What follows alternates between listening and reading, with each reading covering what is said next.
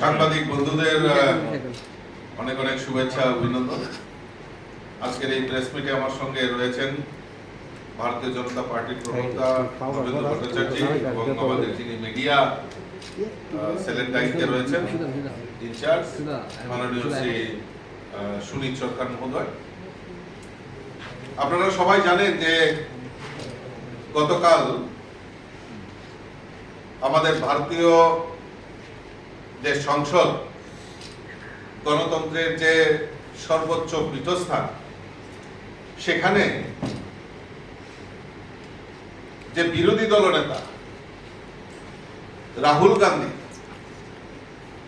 এই সংসদে দাঁড়িয়ে একটি মিথ্যাচার, একটি বক্তৃতার মাধ্যমে মিথ্যা এবং হতাশা এবং তথ্যবিহীন কথাবার্তা উনি পরিবেশন করেছেন। তার এই সময়ের যে বক্তৃতা, আচরণ সংসদীয় মর্যাদার সাথে মোটেও মানানসই ছিল না। সেখানে এই লোকসভার আলোচনা রাষ্ট্রপতির ভাষণের উপর হচ্ছিল, কিন্তু রাহুল গান্ধী বিরোধী দলনেতা উনি সেখান থেকে বিচ্যুতি ঘটিয়ে উনি সংসদে কিছু মিথ্যা বলেই নিজেকে জাহির করার চেষ্টা করেছেন। উনি সেদিন উনার যে বক্তব্য, সেই বক্তব্য হিন্দুদের চরম অপমান করেননি, তাদের সহিংস এবং ঘৃণ্য ও মিথ্যাবাদী বলে অবহিত করেছেন। আমরা ভারতীয় জনতা পার্টি তার ধিক্কার জানাই। তার পাশাপাশি কংগ্রেসের যারা সিনিয়র নেতা, সিনিয়র লিডার রয়েছেন, তাদের কাছে আবেদন রাখবো যে রাহুল গান্ধীকে অন্তত পক্ষে এই সংসদীয় মর্যাদা যাতে উনি বজায় রাখেন, আচরণ বিধি যাতে ঠিক রাখেন, তার জন্য উনাকে শিক্ষা দেওয়া দরকার। কারণ উনি 2004 সাল থেকে উনার কোনো সাংবিধানিক পদ ছিল না। তখন উনি যে আচরণগুলি করতেন, নাটকীয় কায়দায় হোক বা হাস্যকর কায়দায় হোক, সেটা উনার শোভা পেত। কিন্তু এখন উনি একটা সাংবিধানিক পদমর্যাদায় রয়েছেন এবং এই সংসদের মতো জায়গায় যে পীঠস্থান, যেখানে গণতন্ত্রের পীঠস্থান সবচেয়ে বড় পার্লামেন্ট, সেখানে দাঁড়িয়ে এইরকম আচরণ, সেটা ভারতবর্ষের মানুষ সেটা ভালো চোখে দেখছে না। আজ মানে গতকালকে উনি হিন্দুদের চরম অপমান করেছেন। এইভাবে হিন্দুদের অপমান করা কংগ্রেসের একটা পুরনো অভ্যাস রয়েছে। কংগ্রেস বরাবরই এই হিন্দুদের অপমান করে আসছে। তার প্রমাণ রয়েছে 2010 সালে এই সরকারের, কংগ্রেস সরকারের, ইউপিএ সরকারের তৎকালীন গৃহমন্ত্রী পি চিদম্বরম হিন্দুদের সন্ত্রাসবাদী বলেছিলেন। 2013 সালে প্রাক্তন গৃহমন্ত্রী সুশীল কুমার সিন্ধে হিন্দুদের সন্ত্রাসবাদী বলেছিলেন। এবং আমরা যদি দেখি 2021 সালে রাহুল গান্ধী বলেছিলেন যে হিন্দুত্ববাদীদের দেশ থেকে বের করে দেওয়া উচিত। আর আজ পুরো হিন্দুদের মিথ্যাবাদী, সহিংস বলেছেন। রাহুল গান্ধীর এই আগে বলেছেন যেসব ভক্তরা মন্দিরে যান তারা নাকি পথে ঘাটে মেয়েদের উত্ত্যক্ত করে। এইভাবে হিন্দুদের উপর আক্রমণ, সেটা ভারতীয় জনতা পার্টি সারা দেশব্যাপী মানুষের কাছে তাদের যে মনোভাব, সেটা তুলে ধরার জন্য আজকে আপনাদের সামনে এখানে আমরা সমবেত হয়েছি প্রেস কনফারেন্সের মাধ্যমে। উনি সংসদে আমাদের আরাধ্য দেব ভগবান শিব এবং গুরু নানকের ছবি প্রদর্শন করে সেখানে অপ্রাসঙ্গিক যে কথাগুলি উনি বলেছেন, সেগুলি আমরা তীব্র ধিক্কার জানাই। রাহুল গান্ধী অনেক দেবতার কথা উল্লেখ করেছেন, কিন্তু কেন তিনি লোকসভার ঈশ্বরের নামে শপথ নেননি? আমরা যদি দেখি 2014 সালে উনি ঈশ্বরের নামে শপথ নিয়েছেন, কিন্তু 2014 থেকে 2024-এ এমন কি পরিবর্তন হলো যে উনি ঈশ্বরের নামে উনি শপথ নেননি, সত্যবাদিতার পক্ষে উনি সেখানে শপথ নিয়েছেন। আমরা যদি দেখি উনি গতকালকে অগ্নিবীরের মতো কথা, অগ্নিবীরদের কথাও উনি তুলে ধরেছেন এবং সেখানে মিথ্যাচার উনি বলেছেন যে সেখানে অগ্নিবীর পরিকল্পনায় শহীদদের কোনো ক্ষতিপূরণ দেওয়া হয় না, কিন্তু এটি একটি বড় মিথ্যা কথা। মাননীয় প্রতিরক্ষা মন্ত্রী শ্রী রাজনাথ সিংজি তৎক্ষণাৎ রাহুল গান্ধীর এই মিথ্যাচার উন্মোচন করে বলেছেন যে অগ্নিবীর পরিকল্পনায় শহীদদের 1 কোটি টাকা দেওয়ার সহায়তা দেওয়া হয়। এটা প্রথমবার নয় যে কংগ্রেস সেনাবাহিনী নিয়ে প্রশ্ন তুলেছেন। কংগ্রেস পার্টি এর আগেও সেনাবাহিনী নিয়ে প্রশ্ন তুলেছেন এবং দেশকে বিভ্রান্ত করার চেষ্টা করেছে। তাই আমরা আজকে দাবি রাখছি যে এই রাহুল গান্ধীকে এই অসাংবিধানিক চর্চার জন্য উনাকে সংসদে করজোড়ে ক্ষমা চাইতে হবে, নাইলে দেশব্যাপী ভারতীয় জনতা পার্টি তাদের যে বক্তব্য সেটা ভারতীয় জনতা পার্টি সমস্ত মানুষের কাছে পৌঁছে দেওয়ার ব্যবস্থা করবে।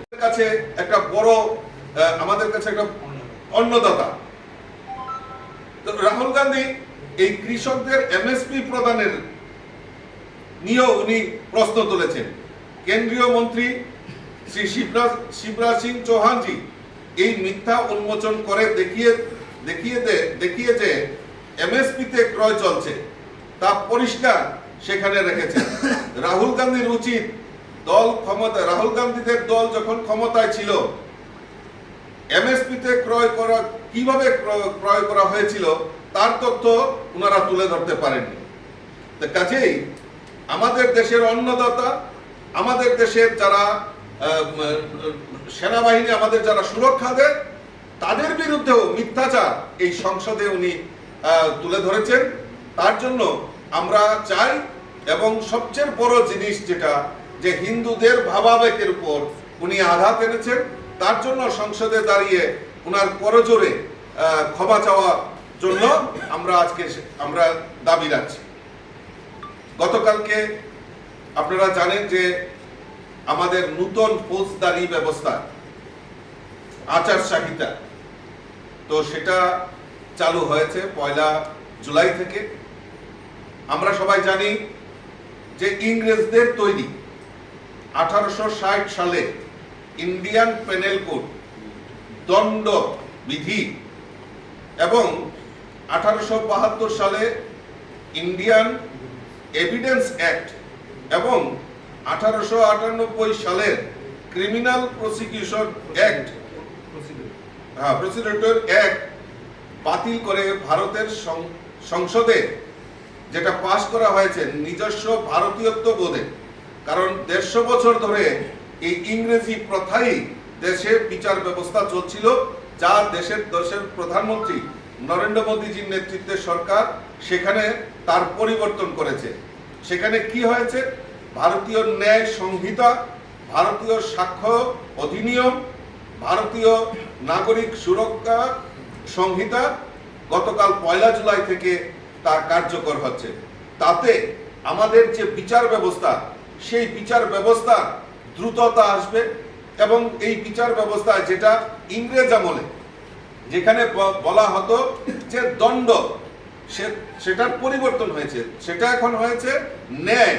অর্থাৎ মানুষের যে ন্যায় অনেকদিন ধরে বিচার ব্যবস্থাটাকে ঝুলিয়ে রাখার যে প্রয়াস, সেটা তার বিলুপ্তি ঘটিয়ে নূতন করে সেই ব্যবস্থাকে যাতে আজকে মানুষ যাতে তাড়াতাড়ি তার বিচার ব্যবস্থা তার ন্যায় পেতে পারে, ন্যায়ের জন্য সেই আইনগুলি পরিবর্তন করা হয়েছে। আমরা তার জন্য আমি দেশের প্রধানমন্ত্রী নরেন্দ্র মোদীজিকে অসংখ্য ধন্যবাদ জানাচ্ছি।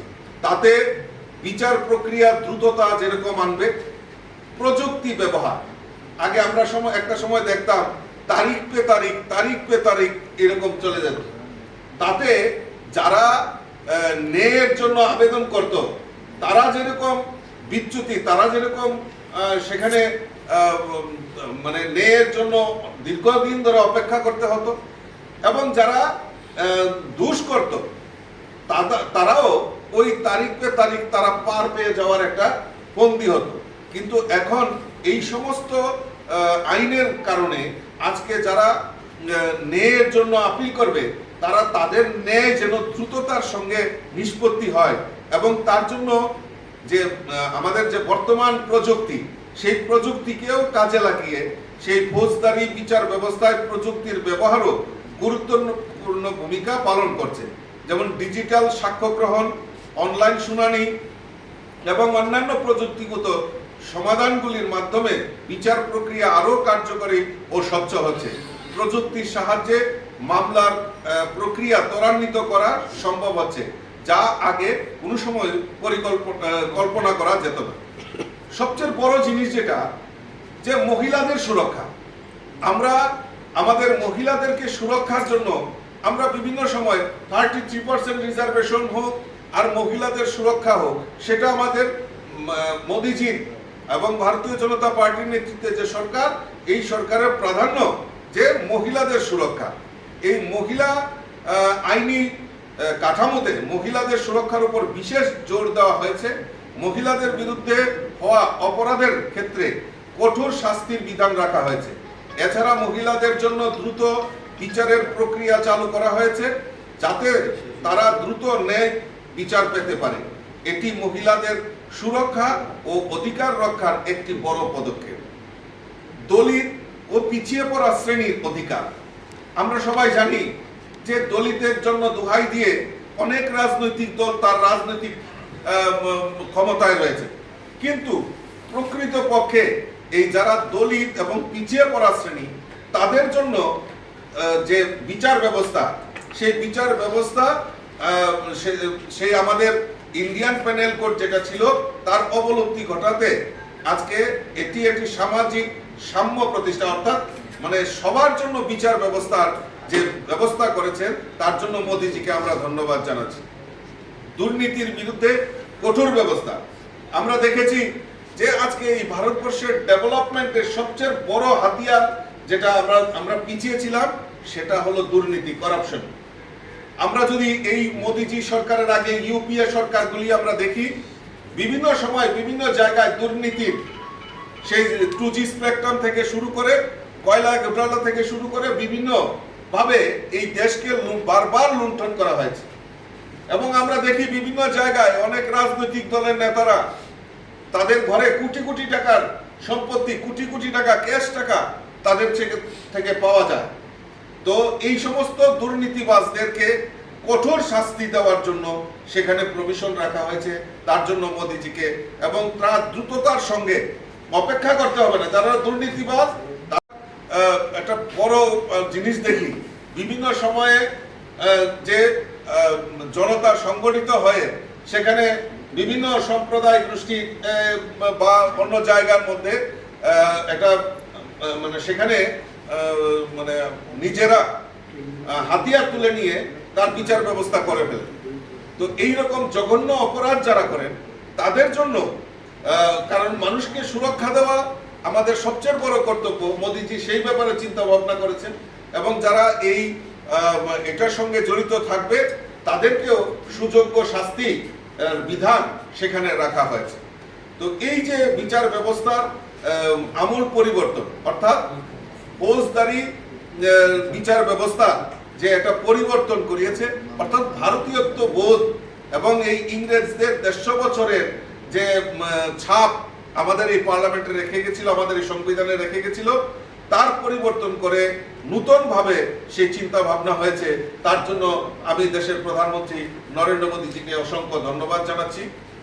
তার পাশাপাশি আপনারাও এখানে সমবেত হয়েছেন, আপনাদেরকেও ধন্যবাদ জানাচ্ছি।